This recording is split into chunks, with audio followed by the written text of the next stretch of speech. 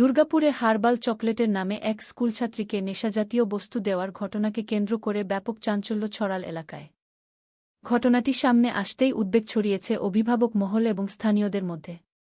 জানা গিয়েছে, এক স্কুলছাত্রী কোল্ড ড্রিঙ্কস কিনতে স্থানীয় একটি দোকানে গিয়েছিল। অভিযোগ, সেই সময় দোকানদার তাকে হার্বাল চকলেট বলে একটি চকলেটের মতো বস্তু দেয়া। পরে ওই ছাত্রী স্কুলে এসে সেটি নিয়ে বিষয়টি জানা। বিষয়টি স্কুল কর্তৃপক্ষের নজরে আসতেই তারা ছাত্রীর কাছ থেকে ওই বস্তুটি নিয়ে পরীক্ষা করে দেখেন। তখনই সন্দেহ হয় যে সেটি আসলে হার্বাল চকলেট নয়, বরং ভাং জাতীয় নেশাজাতীয় উপাদান। এরপরই স্কুল কর্তৃপক্ষ ছাত্রীর অভিভাবকের সঙ্গে যোগাযোগ করে তাদের স্কুলে ডেকে পাঠান এবং পুরো ঘটনাটি বিস্তারিতভাবে জানান। বিষয়টি জানাজানি হতেই অভিভাবক ও স্থানীয় বাসিন্দারা ধনুরা প্লট এলাকার ওই দোকানে গিয়ে দোকানদারের কাছে ঘটনার বিষয়ে জিজ্ঞাসাবাদ করেন। অভিযোগের মুখে দোকানদার নিজের ভুল স্বীকার করে জানান, অনিচ্ছাকৃতভাবেই এমন ঘটনা ঘটেছে এবং তিনি এই ঘটনার জন্য ক্ষমা প্রার্থনা করেন। তবে বিষয়টি নিয়ে এলাকায় ব্যাপক ক্ষোভ ছড়ায়।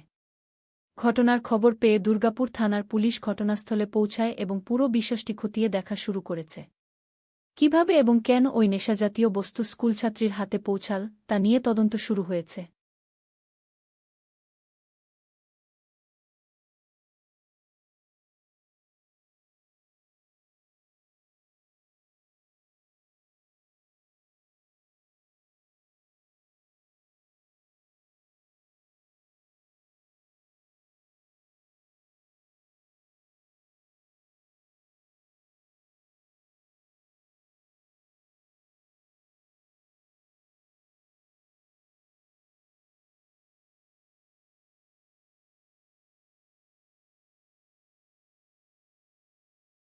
কি হয়েছে ঘটনাটা?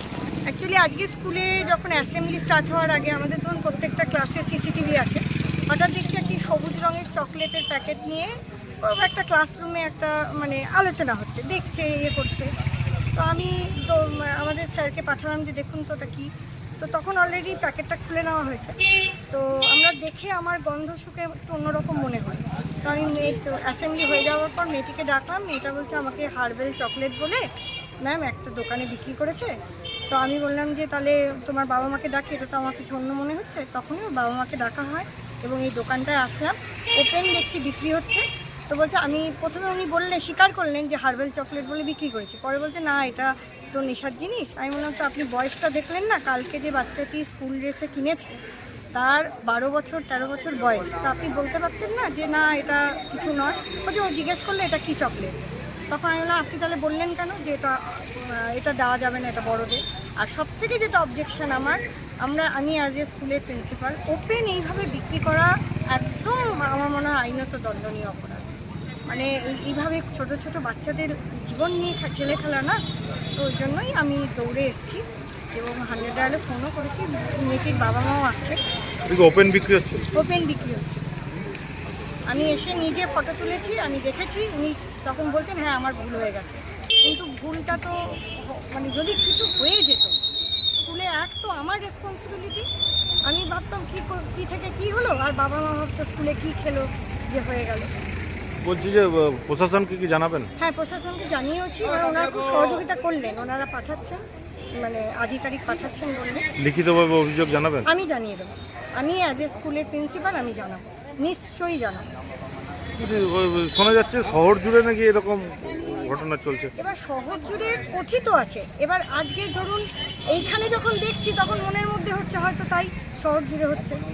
একটা দোকান তো আমি নিজে এসে প্রমাণ পেলাম, তার মানেই হচ্ছে যে মনে হয় শহর জুড়ে হচ্ছে।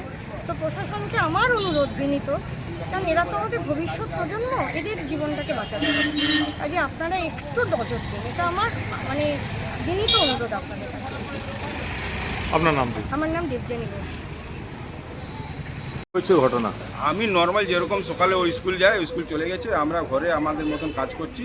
যে স্কুল থেকে একটা ফোন আসে যে এই রিঙ্কিকে গার্জেন বলছেন। আমরা হ্যাঁ গার্জেন বলছি। তো বলো কী হয়েছে ম্যাডাম বলুন। বলছে একটু স্কুলে আসুন।